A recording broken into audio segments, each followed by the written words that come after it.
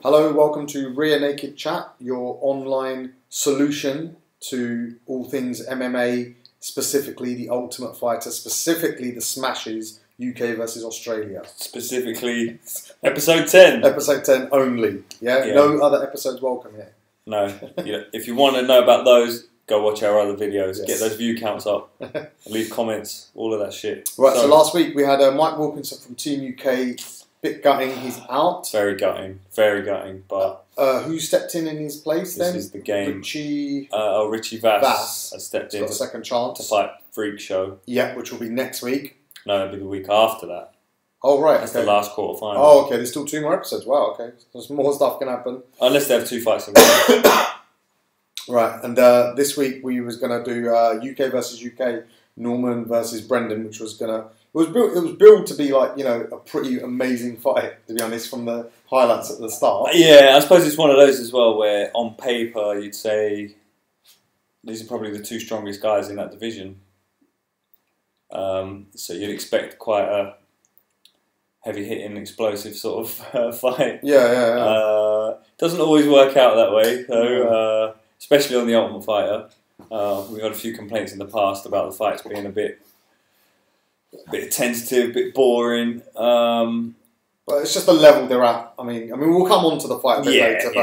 But, I suppose are you just saying you feel a bit hard done by with the advertising of the fight? Yeah. I think it was missold a little. Yeah, well, we'll get to that.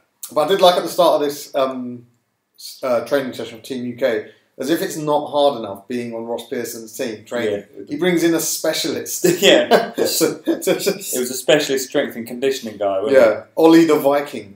Ollie the Viking, as they called him, and he gave Colin quite a beat down, didn't he? Yeah. Some of that shit he was doing looked horrible. Yeah. That repeatedly getting up against the cage, holding a medicine ball. Oh god. But yeah, you're right. It's like you've got Ross Pearson and his coaching staff and pushing them to the absolute limit. And then so when Ross Pearson goes, we're bringing in a specialist strength and conditioning coach, you must think, what the...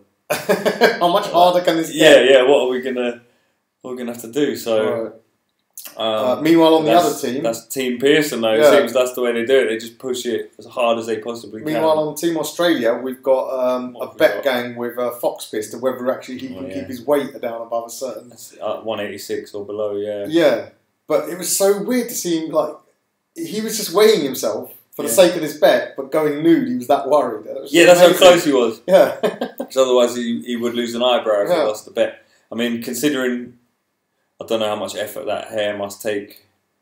It must, like, that is a deliberate hairstyle, isn't it? Yeah, so it looks like an accident, but it's not. Even you never see that. People dyeing their hair in spots.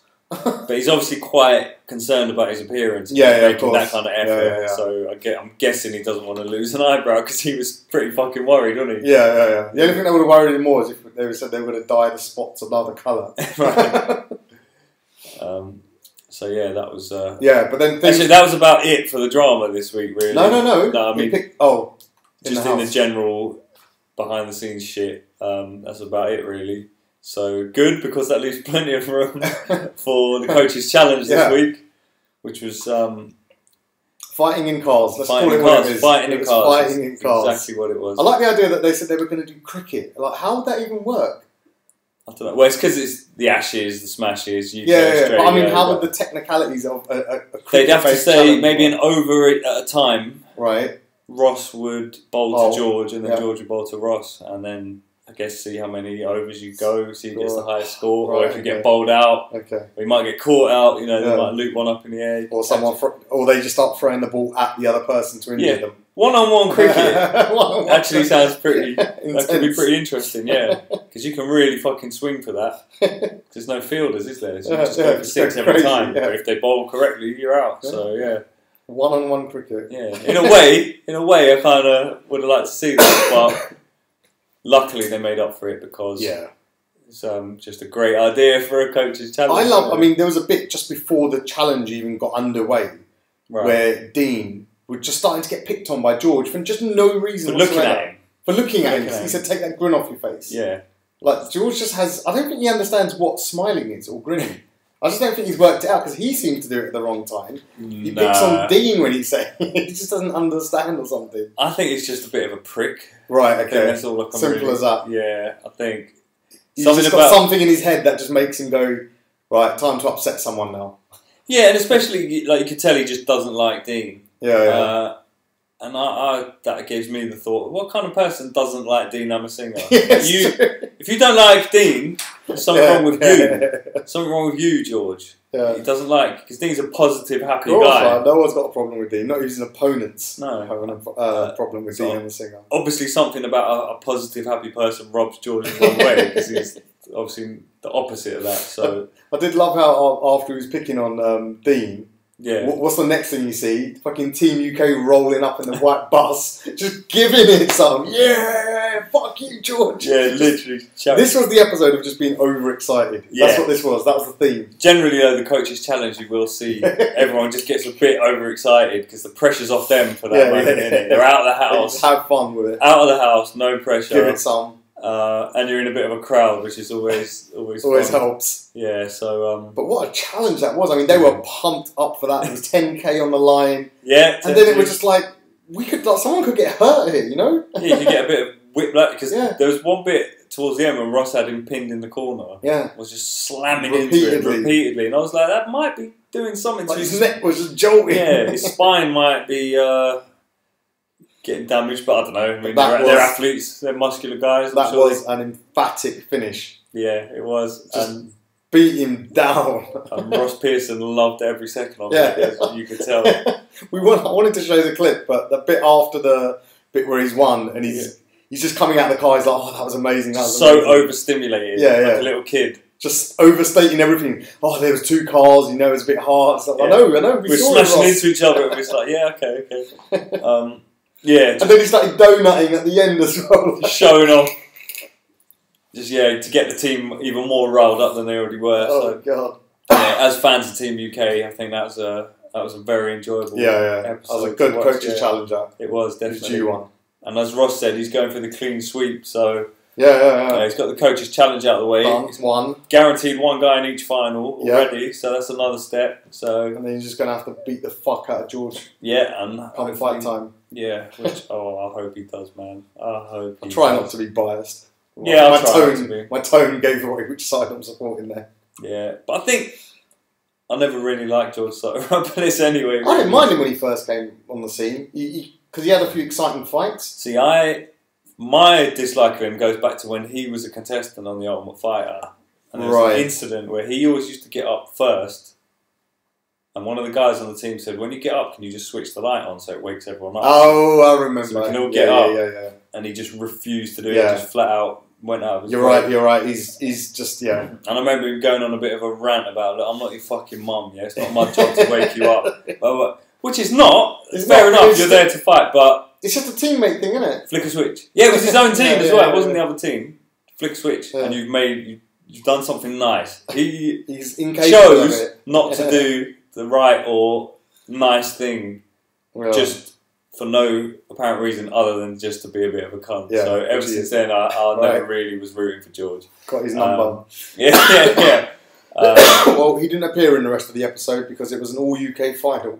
So that was it for Team Australia. It was all Team UK from there to the end of the show then. Got his mouth shut well and truly by Ross Pearson in the coach's challenge, and I enjoyed every moment of it, baby. It was interesting to hear Ross describe Norman as already at UFC level. Yeah. I thought, okay, that's quite interesting. No one else said that before.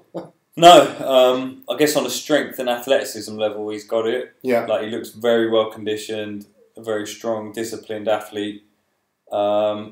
I suppose that's half the battle, isn't it, really? Yeah. And dropped at a certain level. I mean, then it just comes down to putting in the work. He was grinding those takedowns, and it wasn't until the last round when he got a little bit tired, but he was really pushing Chael Sonnen style, just trying to rip him down. Putting in the work, just going to town, basically. Yeah, like you said, Chael Sonnen-esque, really. Yeah. I thought it was a fair enough decision. But Brendan did a very good job at not getting taken down, really. He did a lot of work. It was all defensive work. Yeah, it was the times he did go down, he did manage to get up just through pure hard work. Well, on paper, you would have said his experience would have won this fight, and it did, sort of thing. That's sort of what happened, really, wasn't it? It was just the more well-rounded fighter took advantage of the gaps that were given to him, basically, and that's how it panned out. Was a decision. I was rooting for Brendan personally, just because I like the kid. You know, he's got a good style. Yeah, I like his attitude as well. Really, just come in, look, no pressure on me. Fuck it, let's have a fight. And yeah, I think he's got a future, definitely. There's a career there. So next week we've got Team UK versus Team Oz. Freak Show versus Vass. No, we've got Australia versus Australia. Robert Whittaker. Oh, right, it's not 2 fights next against week. Xavier, the X-Man. I'm kind of rooting for Xavier, just again, watch the previous episodes. You'll see my opinion on both Xavier and on Robert.